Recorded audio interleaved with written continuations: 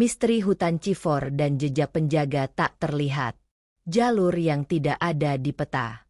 Raffi berdiri di depan pintu gerbang hutan Cifor pada pukul 6 pagi. Ia memegang kamera trap dan buku catatan. Anda bisa merasakan cara ia melihat area itu. Ia ingin mencari data yang jelas untuk tugas akhirnya. Naya datang beberapa menit kemudian sambil membawa tripod kamera. Ia langsung memeriksa baterai dan kartu memorinya. Mereka masuk ke jalur penelitian utama. Jalur itu bersih karena sering digunakan peneliti. Pohon damar dan rasa mala tumbuh di kiri kanan. Anda bisa melihat cahaya matahari masuk melalui celah ranting. Raffi membuka peta digital di ponselnya. Ia ingin memastikan titik pemasangan kamera pertama. Mereka berjalan ke arah utara. Raffi berhenti ketika melihat jalur kecil di sebelah kiri. Jalur itu tidak ada di peta resmi. Jalurnya sempit. Tanahnya seperti baru dilewati seseorang. Naya menanyakan apakah jalur itu bagian dari program penelitian lama.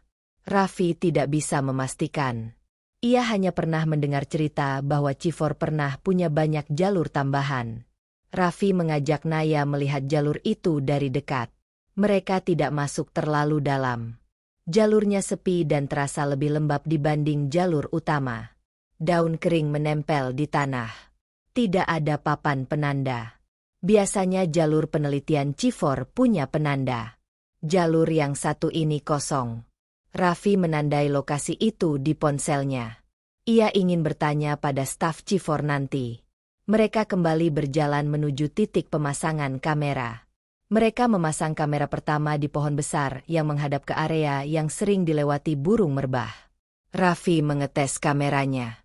Semuanya berjalan normal. Mereka melanjutkan perjalanan ke titik kedua. Suasana mulai lebih rapat. Jalur terasa lebih sunyi. Hanya suara burung cucak dan sesekali suara dedaunan. Raffi mencoba mencatat jenis burung yang terdengar. Ia ingin membuat daftar yang lebih lengkap agar penelitian lebih kuat. Saat mereka berhenti di dekat rawa kecil, Raffi melihat jalur lain di sisi barat. Jalur itu lebih jelas dibanding jalur pertama. Jalurnya lurus dan tampak seperti pernah dipakai untuk membawa barang. Namun jalur itu juga tidak ada di peta resmi. Raffi merasa jalur itu mengarah ke wilayah yang sering dibicarakan para peneliti senior. Sebagian orang menyebut wilayah itu sebagai jalur lama. Naya bertanya apakah mereka harus mengecek jalur itu. Raffi menolak karena ingin fokus pada pengambilan data. Ia memutuskan hanya memotret jalur itu sebagai catatan. Ia mengambil 3 foto dan memasukkannya ke folder terpisah. Saat mereka berjalan kembali ke jalur utama, suara ranting patah terdengar dari belakang. Suara itu tidak keras tetapi cukup jelas. Raffi menoleh. Tidak ada orang. Naya juga tidak melihat apapun. Raffi memeriksa tanah tetapi tidak menemukan jejak. Ia mengingatkan Naya agar tidak panik. Mereka sampai di titik kedua. Raffi memasang kamera trap kedua dan memastikannya mengarah ke arah semak yang sering jadi lokasi burung raja udang kecil. Ia menyesuaikan sudut kamera dan mencatat waktu pemasangannya. Ketika mereka bersiap menuju titik ketiga, GPS ponsel Raffi bergerak sendiri. Titik posisi mereka tiba-tiba bergeser ke jalur yang tidak mereka lewati. Raffi mencoba mereset ponsel. Ikon lokasi tetap bergerak ke dalam jalur yang tidak ada di peta resmi. Jalur itu seperti menarik titik posisi mereka. Naya meminta agar mereka menutup peta. Raffi setuju. Ia menyimpan ponselnya dan memutuskan fokus pada jalur yang jelas terlihat saja. Mereka kembali berjalan menuju utara. Beberapa menit kemudian mereka melihat seseorang di kejauhan. Sosok itu berdiri di tengah jalur. Tingginya sekitar 170 cm. Ia memakai baju lapangan berwarna gelap. Raffi mengira itu staf Cifor. Ia melambaikan tangan. Sosok itu tidak bergerak. Raffi dan Naya mempercepat langkah. Ketika mereka mendekat, sosok itu menghilang. Tidak ada suara langkah menjauh. Tidak ada daun bergerak. Jalur kosong. Raffi memastikan bahwa sosok itu benar-benar ada. Ia tidak sedang lelah. Naya juga melihatnya. Raffi mencatat kejadian itu di bukunya. Ia tidak memberi kesimpulan apapun. Ia hanya menulis bahwa ada seseorang berdiri di jalur lalu menghilang. Hari semakin siang. Mereka memutuskan kembali ke pos utama untuk makan dan memeriksa ulang data. Saat keluar dari jalur, Raffi membuka peta sekali lagi. Jalur misterius yang tidak ada di peta resmi kini muncul di layar. Jalur itu ditandai garis abu-abu tanpa nama. Naya melihat layar itu dan merasa tidak nyaman. Raffi menutup peta. Ia punya rencana untuk bertanya pada peneliti senior besok. Namun ia tidak menyadari bahwa jalur itu baru awal dari rangkaian hal yang akan mengubah penelitian mereka. Jejak basah di jalur kering. Raffi tiba di Chifor lebih pagi dari biasanya. Ia ingin memeriksa 2 kamera trap yang mereka pasang kemarin. Naya datang beberapa menit kemudian sambil membawa termos air. Keduanya berjalan masuk tanpa banyak bicara. Mereka ingin mengecek apakah kamera menangkap data burung. Saat masuk ke jalur utama, udara terasa lebih dingin dibanding hari sebelumnya. Tanah masih kering karena tidak ada hujan semalam. Raffi memperhatikan kondisi sekitar. Ia ingin memastikan tidak ada perubahan pada jalur penelitian. Ia memeriksa catatan pendek yang ia tulis di ponsel. Mereka menuju titik kamera pertama. Kamera masih menempel dengan baik. Raffi membuka casingnya dan melihat indikator baterai. Semuanya penuh. Ia mengambil kartu memori dan menggantinya. Naya memotret posisi kamera untuk dokumentasi. Mereka duduk sebentar untuk melihat hasil rekaman. 3 video berisi burung merbah yang lewat. 1 rekaman menangkap bayangan burung lain yang terbang cepat. Semuanya terlihat normal. Tidak ada hal aneh. Mereka berjalan ke titik kamera kedua. Jalurnya lebih sepi karena pepohonannya lebih rapat. Suara burung terdengar dari kejauhan. Raffi berhenti ketika melihat sesuatu di tanah. Ada jejak kaki. Jejak itu seperti bekas seseorang berjalan tanpa alas kaki. Bentuknya jelas. Tumit dan jari terlihat. Jejak itu basah. Padahal tanah jalur itu kering. Raffi jongkok untuk memeriksa jejak. Ia menyentuh tanah di sekitarnya. Tanahnya padat dan tidak lembab. Jejak itu tidak masuk akal.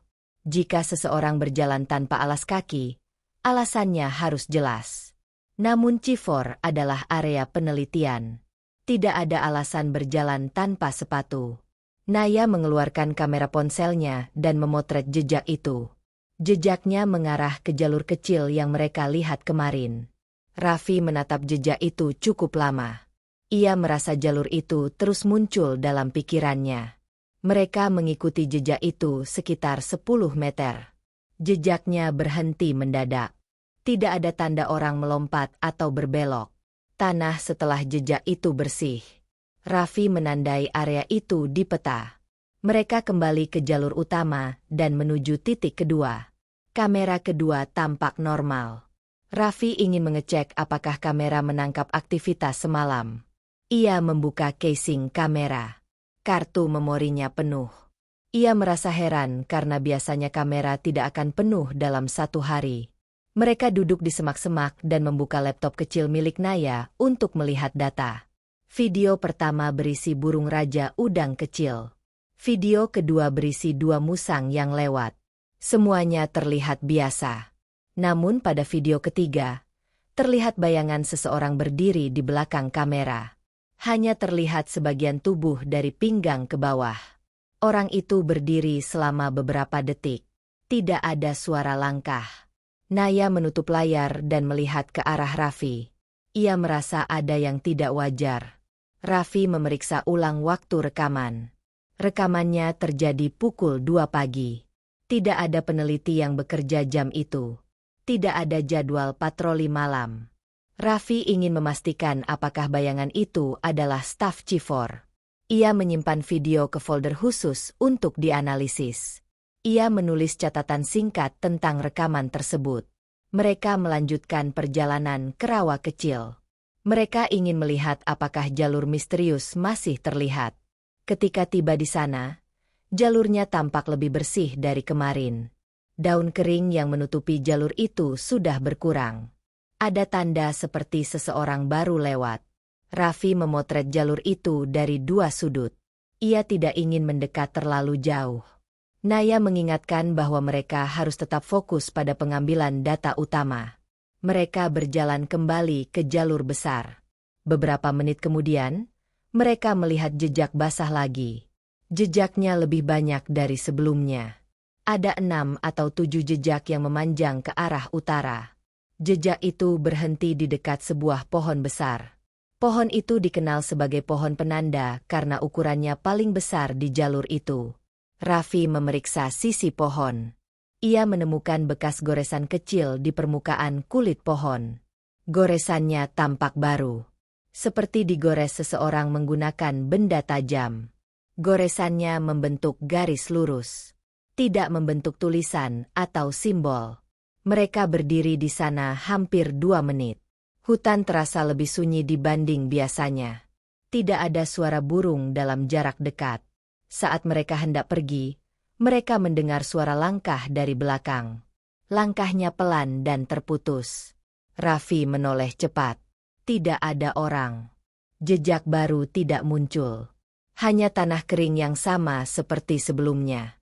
Mereka mempercepat langkah menuju pintu keluar jalur. Raffi berhenti untuk memeriksa GPS ponselnya. Lagi-lagi titik posisinya bergerak sendiri ke arah jalur misterius. Naya menatap layar itu dan berkata bahwa GPS tidak mungkin rusak 2 hari berturut-turut. Raffi tidak menjawab. Ia hanya menyimpan ponselnya. Saat mereka keluar jalur, mereka melihat Pak Surya berdiri di dekat pos penelitian. Ia melihat ekspresi mereka yang tampak gelisah. Ia memanggil mereka dan bertanya apakah mereka menemukan sesuatu di dalam hutan. Raffi terdiam. Naya juga tidak menjawab. Keduanya hanya saling menatap. Pak Surya meminta mereka duduk dan menceritakan apa yang terjadi sejak kemarin. Ia berkata bahwa beberapa hal di Cifor tidak seharusnya disentuh tanpa izin. Raffi sadar bahwa hari itu tidak akan berakhir dengan cara yang ia harapkan. Ia baru melihat jejak pertama yang sama sekali tidak masuk akal. Namun ia belum tahu bahwa jejak itu hanya permulaan. Peringatan dari Pak Surya. Raffi dan Naya duduk di bangku kayu dekat pos penelitian. Pak Surya berdiri di depan mereka sambil memegang map berisi dokumen lama. Ia menatap keduanya dengan raut serius. Raffi merasa peringatan itu bukan basa-basi. Pak Surya membuka map dan menunjukkan peta Cifor versi lama. Peta itu berbeda dengan peta resmi yang ada di ruang administrasi. Ada beberapa jalur tambahan yang kini tidak digunakan. Jalur-jalur itu digambar dengan tinta tipis. Tidak ada penanda nama. Pak Surya menunjuk salah satu jalur yang berada di sisi barat. Jalur itu sama seperti jalur yang Raffi temukan kemarin. Jalur itu tidak terhubung ke jalur utama. Jalur itu berhenti di satu titik yang diberi label angka 3. Pak Surya menyebut titik itu sebagai titik 3. Raffi menanyakan apa yang ada di titik 3. Pak Surya menjawab singkat. Ia mengatakan bahwa area itu sudah ditutup sejak lebih dari 10 tahun lalu. Tidak ada penelitian yang boleh dilakukan di sana. Tidak ada kelompok mahasiswa yang boleh melewati jalur itu. Naya bertanya alasan penutupan itu. Pak Surya tidak langsung menjawab. Ia hanya menutup map dan duduk di samping mereka. Ia berkata bahwa beberapa tahun lalu ada kejadian yang membuat jalur itu tidak lagi dipakai. Ia menegaskan bahwa jalur itu bukan bagian dari program penelitian modern. Raffi mengingat jejak kaki basah yang mereka temukan. Ia menceritakan semuanya dari awal. Mulai dari jalur misterius, jejak basah, rekaman kamera, sampai GPS yang bergerak sendiri. Pak Surya mendengarkan tanpa memotong. Ekspresinya tidak berubah. Setelah Raffi selesai bercerita, Pak Surya berkata bahwa mereka harus menjauh dari jalur yang mengarah ke titik 3. Ia menegaskan agar Raffi dan Naya tidak mengikuti jejak apapun. Ia mengatakan bahwa jalur itu tidak bisa dijelaskan dengan logika penelitian modern. Pak Surya kemudian bercerita tentang kejadian lama. Ada seorang peneliti lapangan yang hilang ketika memetakan vegetasi di jalur barat. Ia tidak kembali ke pos penelitian. Tim pencarian menemukan ranselnya di dekat pohon besar di jalur lama. Namun mereka tidak menemukan tubuhnya. Raffi bertanya apakah peneliti itu berjalan sendiri. Pak Surya menjawab iya. Ia mengatakan bahwa jalur itu dulu tampak biasa. Namun beberapa bagian jalur berubah tanpa alasan. Ada hari ketika jalur itu lebih panjang. Ada hari ketika jalur itu tidak muncul sama sekali di peta. Naya merasa cerita itu terlalu sulit diterima. Ia meminta bukti lain. Pak Surya mengambil ponselnya dan memperlihatkan foto lama hasil dokumentasi Cifor. Foto itu menunjukkan jalur lama dengan papan penanda kecil. Papan itu bertuliskan angka 3. Papan itu tidak ada lagi sekarang. Raffi menatap foto itu lama. Ia membandingkannya dengan jalur yang ia lihat kemarin. Lokasinya sama. Bentuk tanahnya sama. Namun jalur di foto terlihat lebih bersih karena pernah dirawat. Jalur yang mereka lihat sekarang tampak seperti sudah lama ditinggalkan. Pak Surya menutup pembicaraan dengan instruksi yang jelas. Ia meminta Raffi dan Naya tetap fokus pada penelitian burung. Mereka tidak boleh mendekati jalur lama kecuali dipandu staf senior. Ia mengatakan bahwa jalur itu punya pola yang tidak stabil. Ia menyebutnya jalur bergerak. Mereka kembali masuk ke hutan untuk melanjutkan pekerjaan. Raffi berusaha memusatkan perhatian pada burung yang terdengar dari kejauhan. Namun pikirannya kembali ke jalur lama. Ia merasa jalur itu seperti memanggil. Mereka menuju titik kamera ketiga yang harus dipasang hari itu. Jalurnya lebih terang karena pepohonan tidak terlalu rapat. Mereka berjalan dengan kecepatan stabil. Raffi memeriksa GPS setiap beberapa menit. Titik GPS stabil dan tidak bergerak sendiri. Ketika mereka sampai di area yang cukup luas untuk memasang kamera, Raffi melihat tanah di dekat pohon besar. Ada goresan panjang seperti bekas seretan benda berat. Goresan itu baru. Warnanya lebih terang dari tanah sekitarnya. Raffi memotret goresan itu. Ia ingin mengonfirmasi apakah itu bekas binatang besar. Naya memeriksa semak dekatnya tetapi tidak menemukan bulu atau tanda lain. Mereka memasang kamera ketiga dan mencatat waktu pemasangannya. Raffi memeriksa sudut pandang kamera untuk memastikan area terekam jelas. Ia ingin memastikan datanya tidak terganggu oleh hal lain. Setelah selesai, mereka berjalan kembali ke jalur utama. Suasana terasa lebih berat meskipun matahari sudah tinggi. Raffi menghentikan langkahnya ketika melihat jejak baru. Jejaknya tidak basah seperti kemarin. Namun bentuknya sama. Jejak itu mengarah ke sisi barat. Ke arah jalur lama. Naya meminta agar mereka tidak mengikuti jejak itu. Raffi setuju. Mereka memutuskan langsung menuju pos untuk menyampaikan perkembangan terbaru pada Pak Surya. Namun sebelum mereka sempat keluar dari jalur, suara yang sangat pelan terdengar dari kejauhan. Suara itu seperti seseorang memanggil nama Raffi. Suaranya pendek dan tidak jelas. Raffi berhenti. Ia menatap ke arah semak yang gelap. Suaranya tidak muncul lagi. Naya mengajaknya keluar segera. Raffi mengikuti tanpa bertanya. Hari itu menambah satu tanda lain bahwa hutan itu tidak sekadar tempat penelitian. Jalur lama tidak diam. Jalur itu mengawasi. Jembatan kayu yang tidak seharusnya ada. Raffi datang lebih siang dari biasanya, karena harus mencetak beberapa peta tambahan. Naya sudah menunggu di pos penelitian sambil mengecek baterai kamera. Keduanya sepakat untuk memeriksa kamera ketiga hari ini. Mereka ingin memastikan tidak ada gangguan setelah melihat jejak baru kemarin. Pak Surya tidak terlihat di pos. Staf lain mengatakan bahwa ia sedang berada di kantor administrasi. Raffi dan Naya memutuskan masuk ke hutan tanpa menunggu. Mereka berjalan dengan ritme cepat agar bisa kembali sebelum sore. Saat memasuki jalur utama, Raffi merasa suasana pagi itu lebih sunyi. Tidak ada suara burung dalam jarak dekat. Tanah masih kering. Ia mencoba memusatkan perhatian pada tujuan. Ia ingin memeriksa data kamera dan menghindari jalur barat. Mereka berjalan menuju titik ketiga. Jalurnya masih sama.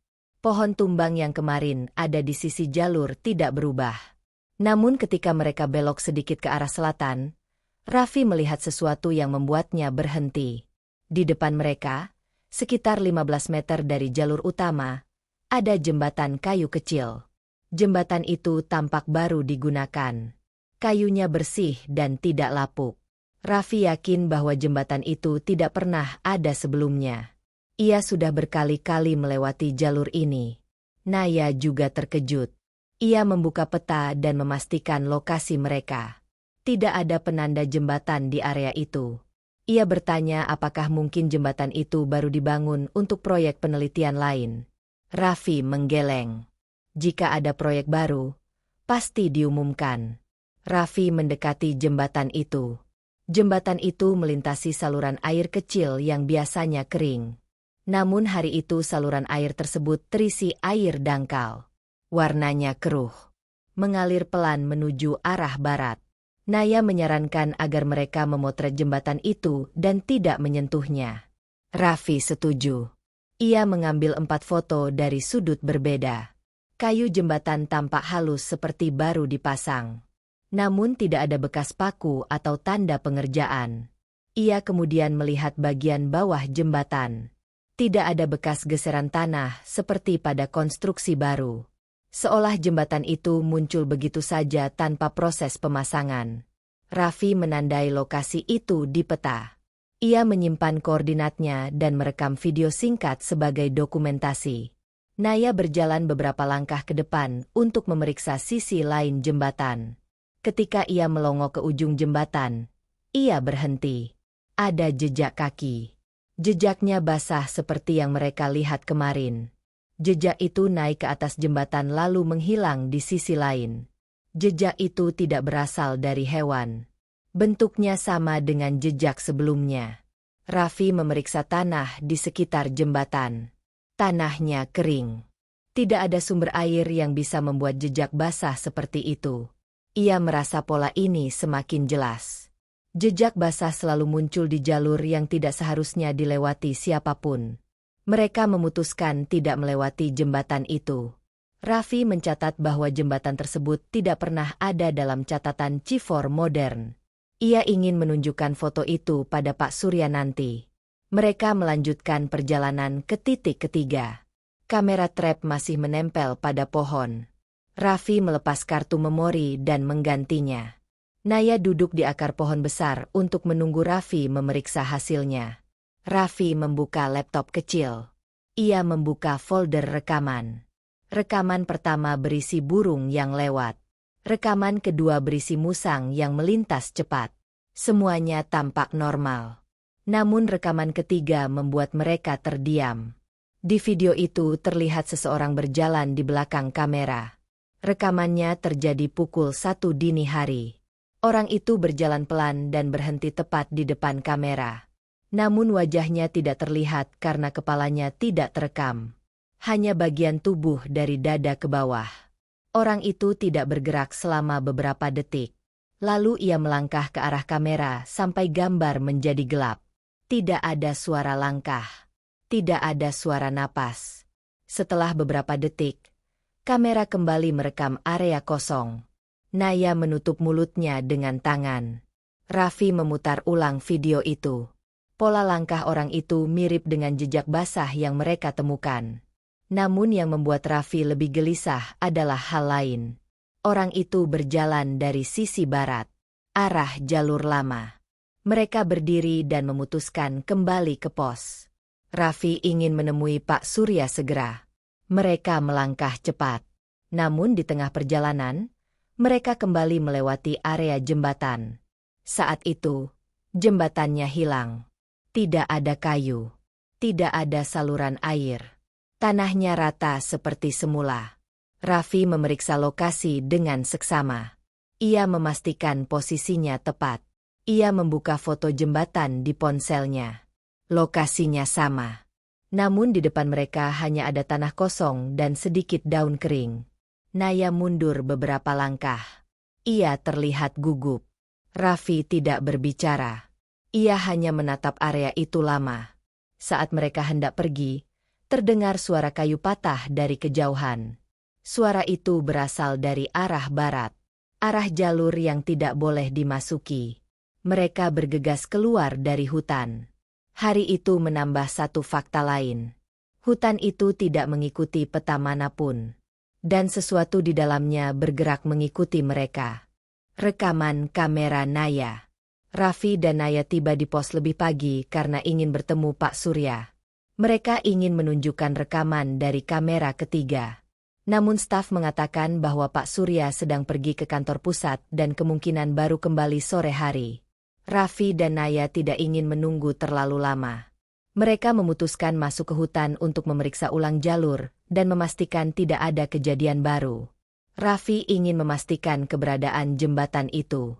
Ia ingin tahu apakah jembatan itu kembali muncul. Saat mereka masuk ke jalur utama, kondisi hutan tampak normal. Tidak ada perubahan mencolok. Cuaca cerah. Tanah tetap kering. Namun Raffi memperhatikan satu hal. Suara burung terdengar hanya di kejauhan. Area sekitar mereka terlalu sunyi. Naya menyalakan kamera videonya sejak awal. Ia ingin merekam setiap bagian jalur. Ia berharap bisa menangkap bukti fisik yang tidak mudah dibantah. Ketika mereka tiba di lokasi jembatan kemarin, tanah tetap rata. Tidak ada tanda jembatan pernah ada. Tidak ada bekas air. Tidak ada jejak kaki. Namun Raffi mencium bau lembab yang tidak seharusnya ada di area kering. Ia memeriksa tanah dan tidak menemukan sumber air. Bau lembab itu hilang setelah mereka mundur beberapa langkah. Mereka melanjutkan perjalanan ke arah titik ketiga. Jalur terlihat lebih gelap meskipun matahari sudah tinggi. Raffi memeriksa GPS. Titik posisinya stabil. Tidak bergerak sendiri. Namun ketika mereka berjalan mendekati pohon besar tempat kamera ketiga dipasang kemarin, Naya berhenti tiba-tiba. Ia menunjuk ke batang pohon. Ada goresan baru. Goresan itu lebih dalam dan lebih panjang dari yang mereka temukan hari sebelumnya. Raffi mengambil foto goresan itu. Goresannya seperti dibuat oleh benda dengan ujung lebar. Bentuknya lurus dan tidak beraturan.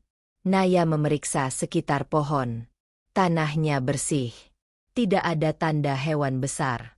Raffi memutuskan memasang kamera tambahan di sisi timur pohon. Ia ingin menangkap sudut yang lebih luas. Saat ia memasang kamera, Naya melangkah menjauh sekitar 3 meter untuk mengambil video lingkungan sekitar. Ia mengarahkan kameranya ke semak-semak yang terlihat gelap. Ia memperbesar zoom dan fokus pada area tertentu. Ia tidak melihat apa-apa. Namun kamera menangkap sesuatu. Saat mereka duduk untuk mengecek hasil video singkat, Naya membuka file terbaru. Ia memutar video dalam kecepatan normal. Cuplikan awal berisi semak-semak dan pepohonan. Namun pada detik ke-9, muncul bayangan. Bayangan itu berbentuk tubuh seseorang berdiri di balik pohon, mengintip dari sisi kanan. Ketika Naya melihat langsung saat merekam, ia tidak melihat siapapun. Namun kamera merekamnya dengan jelas. Raffi memperbesar bagian bayangan itu. Tubuhnya tinggi. Bahunya sedikit membungkuk. Namun yang membuat keduanya gelisah adalah warnanya. Bayangan itu tidak hitam pekat. Warna tubuhnya seperti abu gelap. Tidak seperti warna manusia atau baju lapangan biasa. Bayangan itu bergerak sedikit, lalu menghilang di balik pohon tanpa suara. Naya memegang ponselnya erat. Ia meminta Raffi agar mereka segera kembali ke pos. Namun Raffi ingin memeriksa lebih jauh sebelum pulang. Ia ingin memastikan apakah area di balik pohon itu punya jalur tersembunyi. Mereka mendekati pohon itu dengan langkah perlahan. Raffi memeriksa tanah. Tidak ada jejak baru. Tidak ada tanda tanah terinjak. Semuanya tampak normal. Namun hutan tetap sunyi. Mereka berjalan memutar pohon. Tidak ada jalur. Tidak ada ruangan kosong. Hanya pepohonan rapat. Raffi merasa tubuhnya merinding. Ia menyadari bahwa apapun yang Naya rekam tidak mungkin bergerak tanpa meninggalkan tanda. Saat mereka kembali ke jalur utama, suara langkah terdengar dari belakang. Langkahnya pelan tetapi pasti. Raffi menoleh cepat. Tidak ada siapapun. Naya memutar tubuhnya dan mengarahkan kamera ke arah belakang. Tidak ada bayangan. Tidak ada gerakan. Namun mikrofon kamera merekam suara langkah itu dengan jelas. Suara itu terdengar seperti langkah seseorang tanpa alas kaki. Mereka mempercepat langkah. Jalur terasa lebih panjang dari biasanya. Mereka terbiasa berjalan di rute yang sama, tetapi kali ini jaraknya terasa bertambah. Raffi memeriksa GPS lagi. Titik posisinya sempat bergerak sendiri ke arah barat lalu kembali ke jalur utama. Ketika mereka hampir sampai ke pintu keluar jalur, suara dedaunan bergeser terdengar dari sisi kiri. Suaranya seperti seseorang berdiri diam lalu melangkah kecil. Naya merekam ke arah itu. Bayangan itu muncul lagi. Kali ini lebih jelas. Tubuhnya sama persis dengan bayangan rekaman kamera trap. Tinggi. Diam. Tidak terlihat wajah. Raffi menarik tangan Naya dan mengajaknya berlari ke pos. Mereka tidak berhenti sampai benar-benar berada di dekat bangunan administrasi. Di pos, Naya memutar ulang video itu. Bayangan tersebut muncul selama 1 detik sebelum menghilang. Saat mereka memeriksa frame demi frame, ada satu hal lain yang membuat situasi semakin serius. Bayangan itu tidak berdiri di tanah. Bayangan itu muncul tepat di belakang mereka. Jaraknya kurang dari 2 meter. Raffi menarik napas panjang. Ia mematikan layar ponsel. Mereka sadar bahwa sesuatu di hutan itu bukan hanya mengikuti mereka. Hal itu kini sudah mendekat. Dan kamera Naya membuktikannya tanpa ragu. Jejak yang menghilang di dalam jalur selatan. Alia dan Raffi kembali ke jalur selatan saat malam turun. Hujan baru saja berhenti. Tanah basah dan licin. Bau daun membusuk memenuhi udara. Kamu bisa bayangkan kondisi ini jika pernah masuk hutan setelah hujan. Semua suara bercampur. Serangga. Tetes air. Angin kecil. Lalu muncul satu suara yang tidak sesuai pola. Suara langkah kecil di tanah basah. Alia menyalakan senter. Cahaya putih menembus gelap. Mereka memperhatikan tanah yang penuh lumpur. Raffi melihat jejak sepatu kecil yang menembus jalur. Ukurannya seperti anak berusia 7 tahun. Jejak itu baru. Air hujan belum sempat menghapusnya. Alia memotret. Ia membandingkan ukuran jejak dengan ukuran sepatunya. Ia mengamati orientasinya. Semua mengarah ke titik paling gelap di jalur selatan. Tidak ada jejak kembali. Ini berarti jejak itu berhenti atau seseorang berbalik menggunakan langkah yang sama. Pola langkah tidak menunjukkan putaran. Jejak berhenti tiba-tiba. Mereka mengikuti jejak itu perlahan. Raffi memperhatikan ketinggian tanah. Ia pernah belajar analisis jejak dasar di mapala kampusnya. Ia menjelaskan pada Alia. Jika seseorang berjalan dengan santai, jejaknya stabil. Jika seseorang berlari, bagian depan jejak akan lebih dalam. Jejak ini rata. Tidak menunjukkan ada tekanan berlebihan. Ini berarti pemilik jejak berjalan normal. Jejak berhenti di depan sebuah pohon besar yang tumbang. Batangnya berdiameter lebih dari 1 meter. Bagian bawahnya membentuk rongga gelap. Alia menyorot ke dalam. Tidak ada apa-apa. Mereka memeriksa sekitar pohon. Tidak ada jejak tambahan. Tidak ada tanda seseorang memanjat batang. Tidak ada akar terinjak. Tidak ada ranting patah. Raffi merasa ada yang aneh. Ia menyentuh tanah di titik terakhir jejak. Teksturnya berubah. Tanah di sekitar jalur adalah tanah liat basah. Tanah di titik terakhir berwarna lebih gelap. Seperti tanah itu digali lalu ditutup lagi. Mereka menggali dengan tangan. Tanah itu rapuh. Tidak butuh waktu lama untuk menemukan sesuatu. Alia menemukan potongan kain kecil berwarna merah. Kain itu bukan bagian dari lingkungan. Kain itu kering. Ini berarti kain itu tertinggal sebelum hujan turun. Ia mengambil sampel itu dengan kantong plastik kecil yang selalu ia bawa.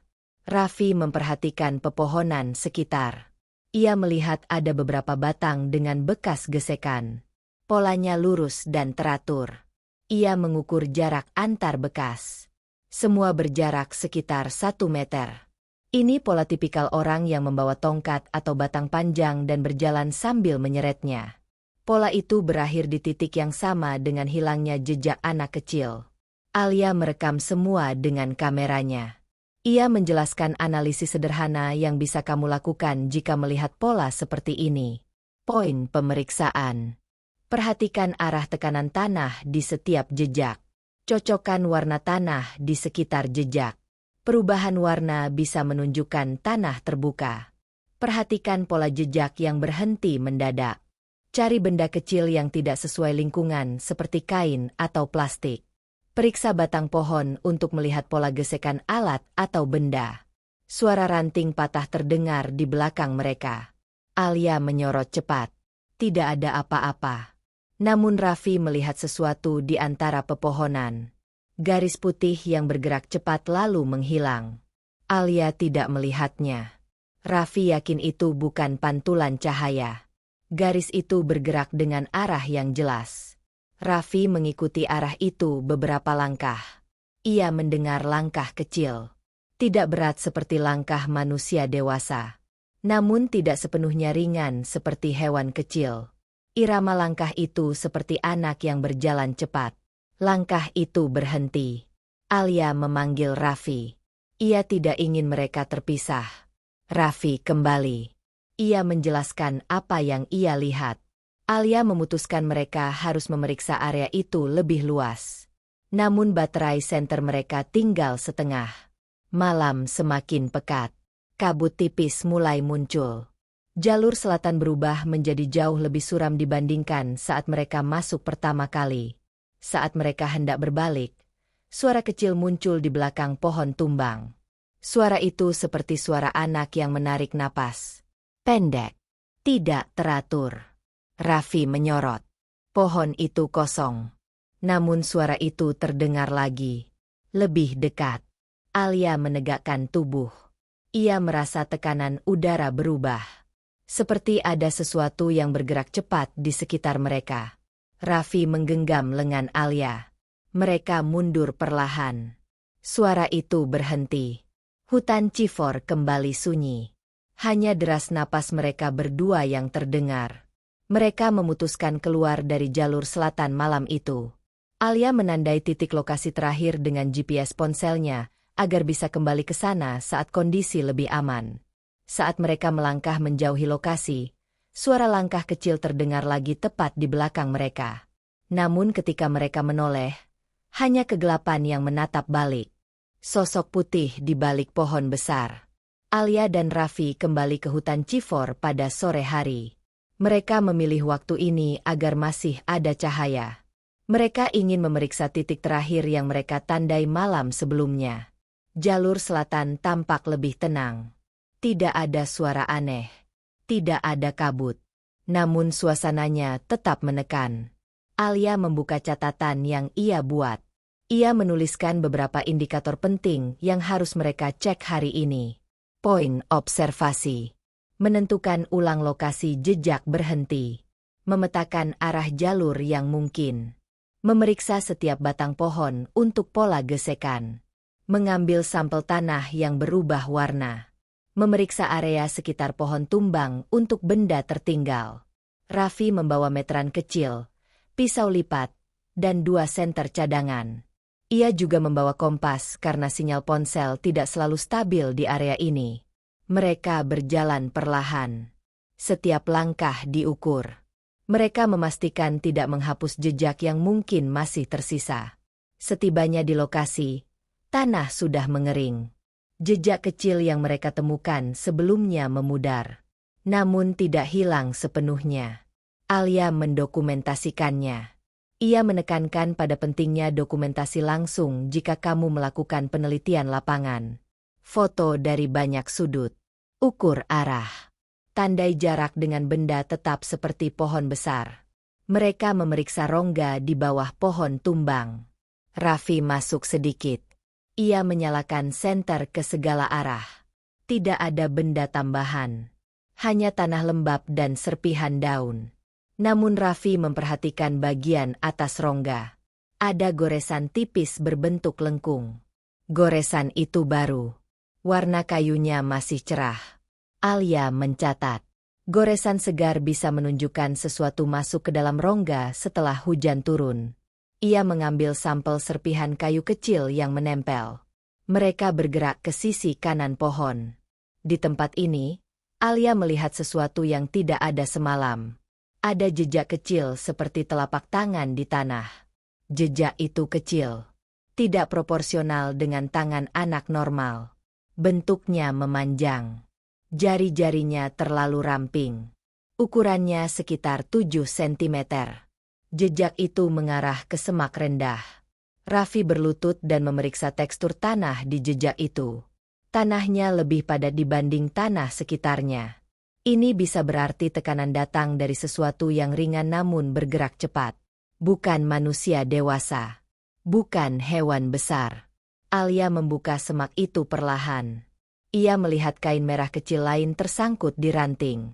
Warnanya sama dengan kain pertama. Ini bukan kebetulan. 2 potongan kain identik dalam radius beberapa meter menunjukkan pola yang jelas. Alia menyimpulkan ada individu atau entitas yang membawa atau mengenakan kain itu. Potongan kain yang terlepas menunjukkan pergerakan cepat atau kontak dengan ranting. Raffi berdiri. Ia merasa ada yang memperhatikan mereka dari jarak dekat. Ia memutar tubuhnya. Ia melihat garis putih bergerak cepat di belakang deretan pohon besar.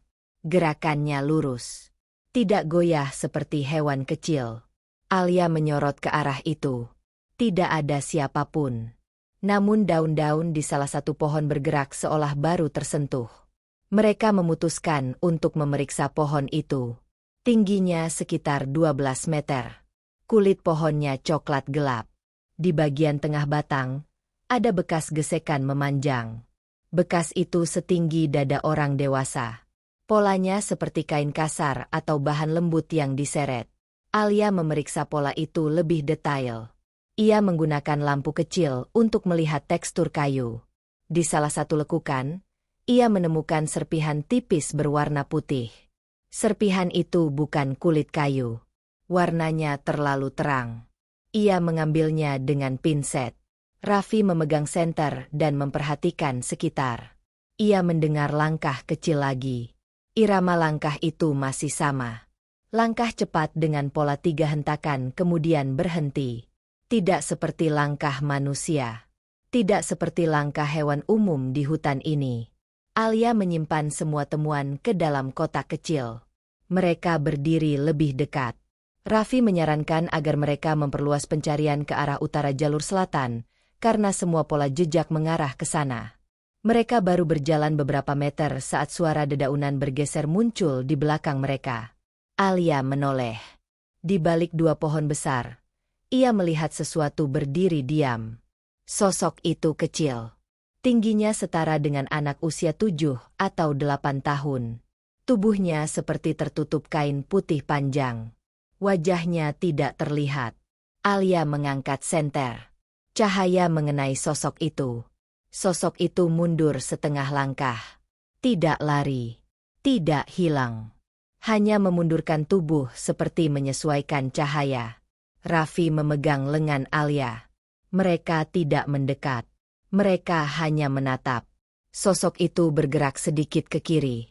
Langkahnya hampir tidak bersuara. Alia mencoba mengambil foto. Namun ketika ia menekan tombol shutter, sosok itu bergerak cepat dan menghilang di balik pohon. Raffi mengejar beberapa langkah. Ia melihat daun-daun masih bergoyang.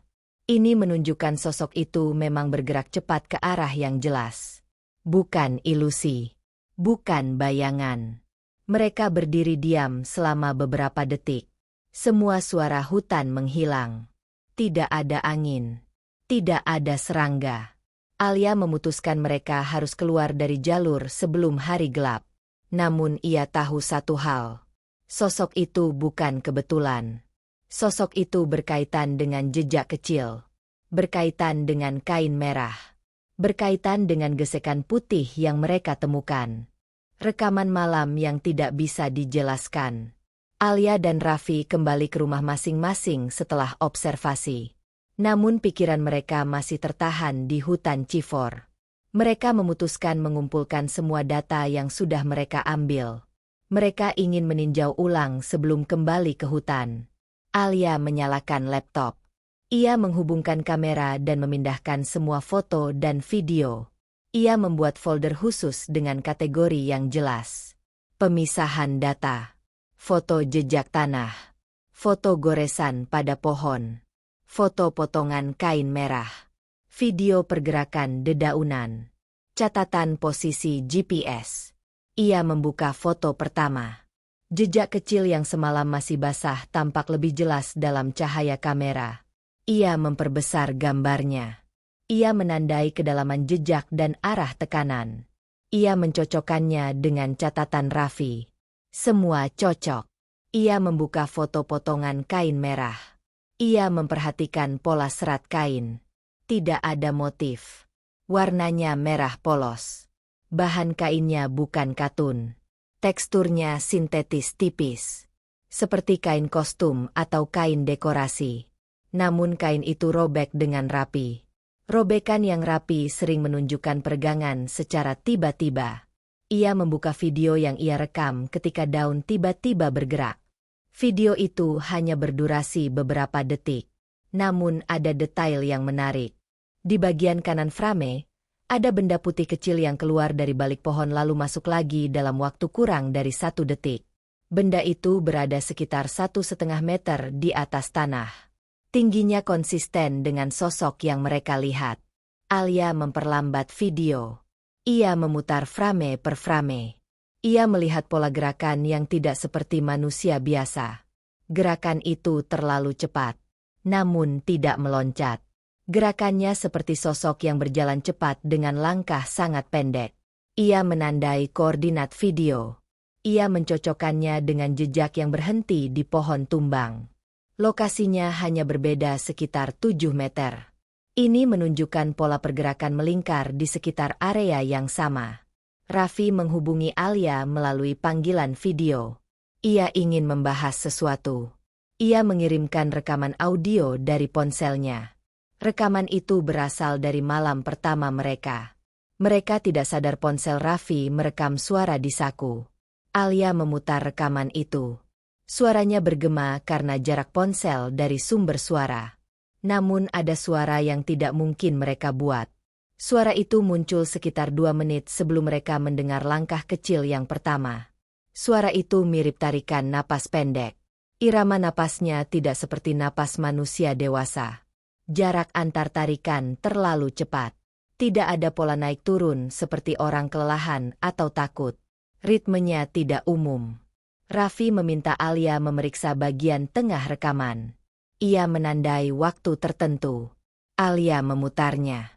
Pada bagian itu, terdengar suara kecil seperti seseorang menyeret kain melewati batang pohon.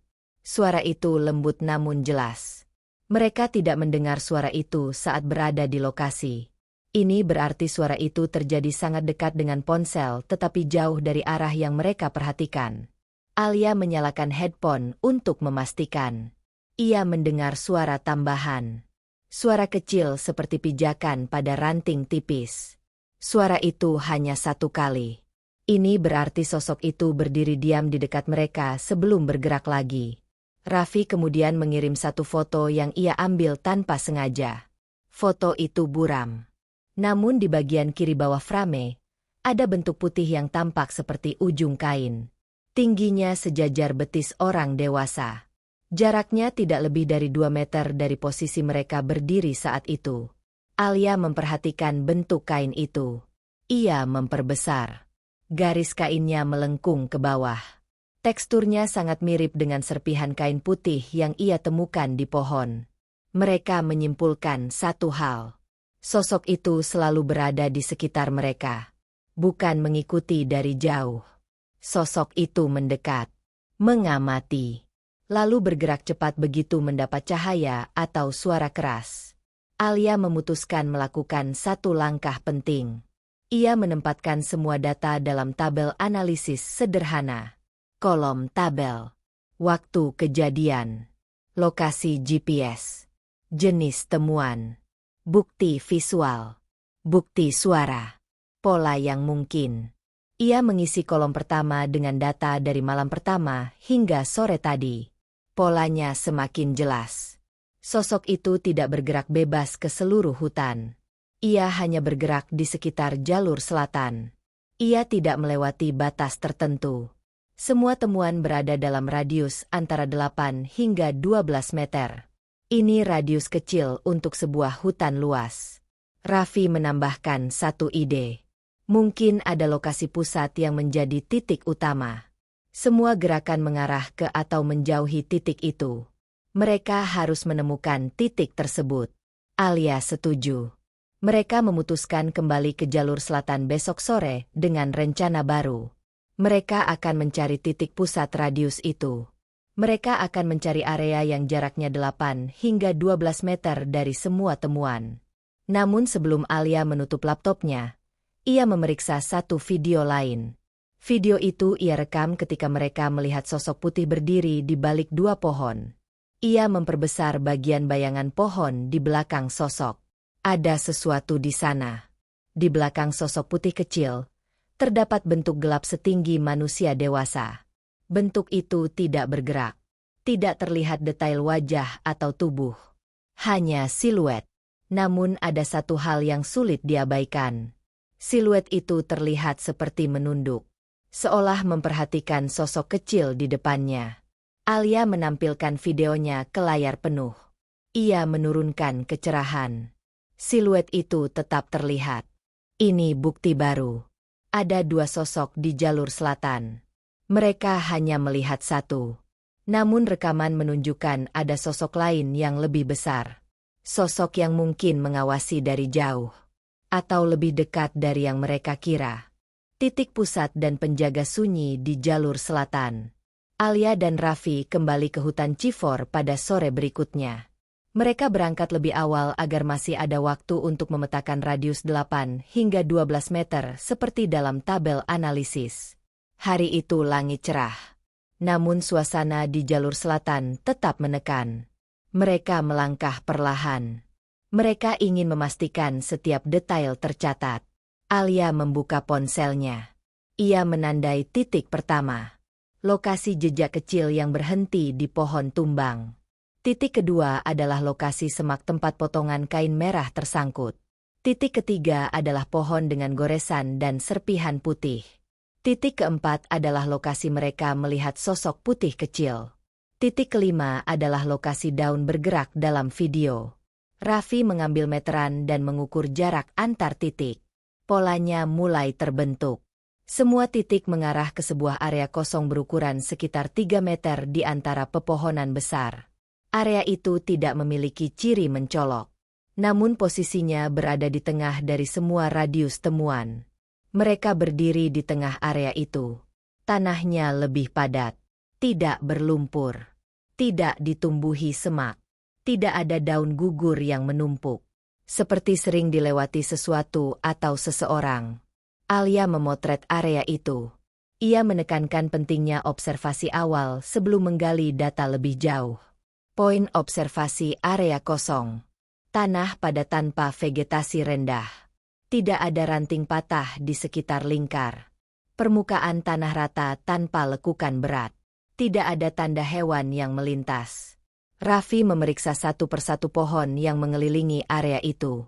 Ada 6 pohon besar. Tingginya hampir seragam. Kulit batangnya tebal dan tua.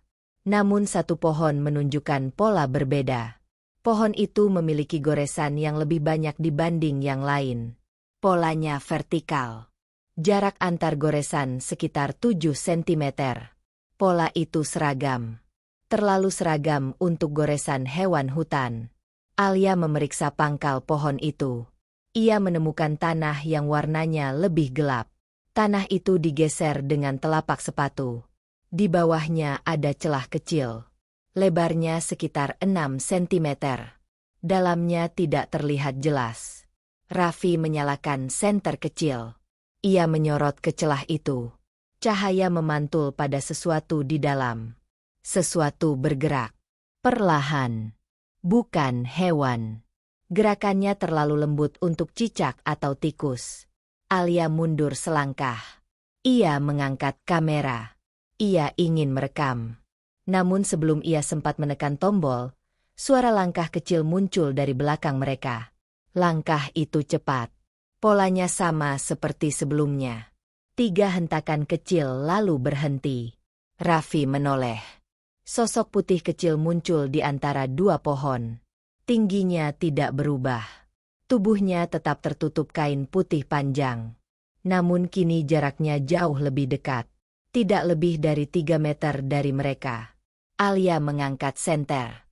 Cahaya mengenai sosok itu. Kainnya tampak lusuh. Bagian bawahnya robek kecil.